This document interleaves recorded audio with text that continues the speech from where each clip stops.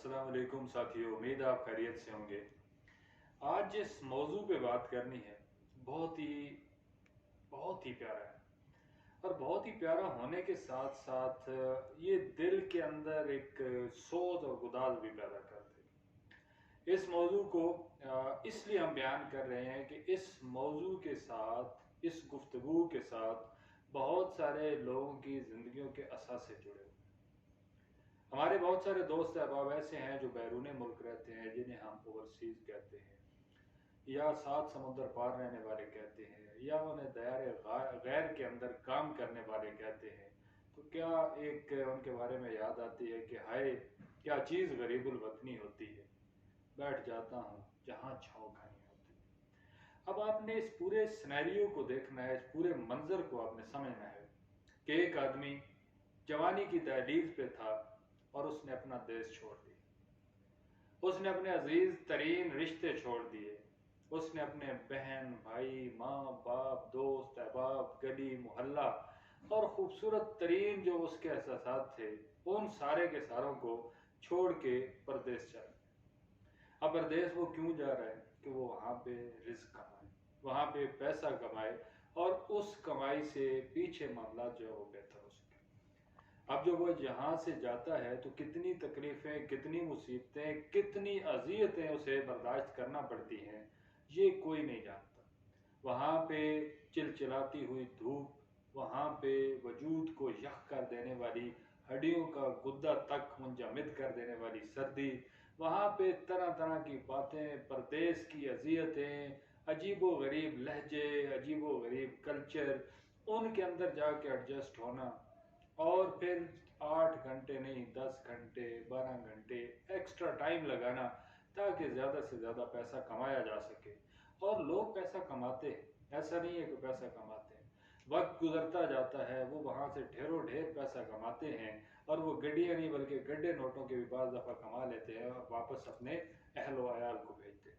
अब ये एक सूरत हाल है।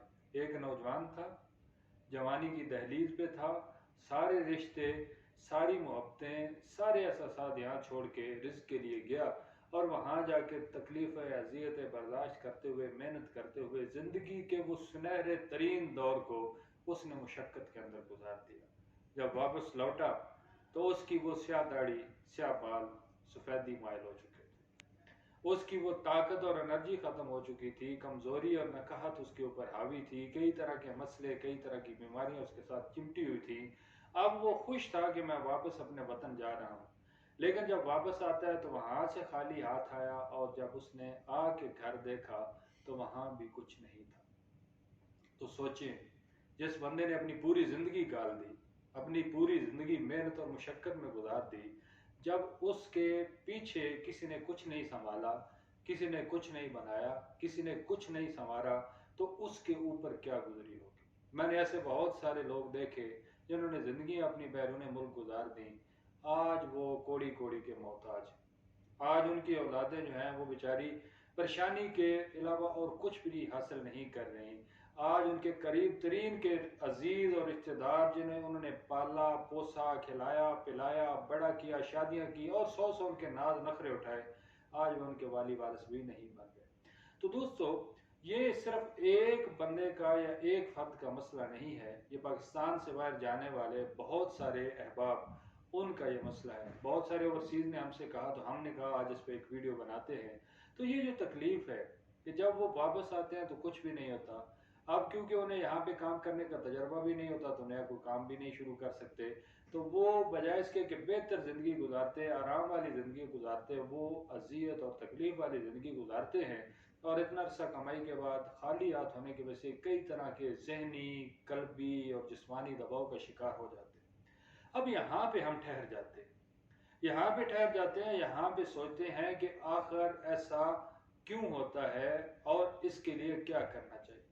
तो इसके पीछे बहुत सारी वजूहात हैं, लेकिन हम उन वजूहात के साथ उनके हल की तरफ भी जाएंगे।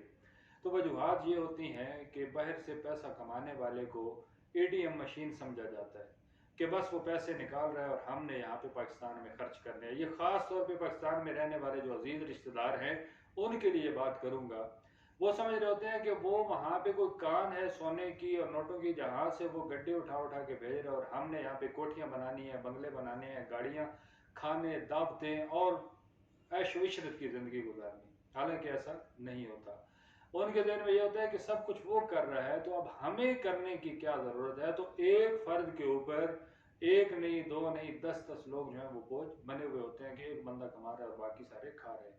और अगर बदकिस्मती से वो घर का बड़ा फर्द हो, बड़ा बेटा हो, तो उसके ऊपर ये भी लाजम होता है कि उसने सारे जितने भी छोटे उनकी शादियां, ब्याह और सब कुछ करवाना है, लेकिन उसने अपने लिए क्या किया।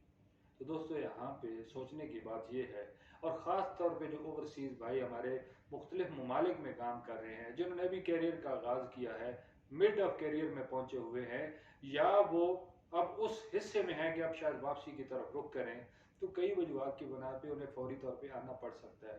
तो एक काम ये करें कि सबसे पहले अपने उस पैसे के लिए अपनी आने वाली ज़िंदगी और कल की प्लानिंग करें, मनसूबा साजी करें कि हमने इस पैसे का इस्तेमाल कैसे करना है।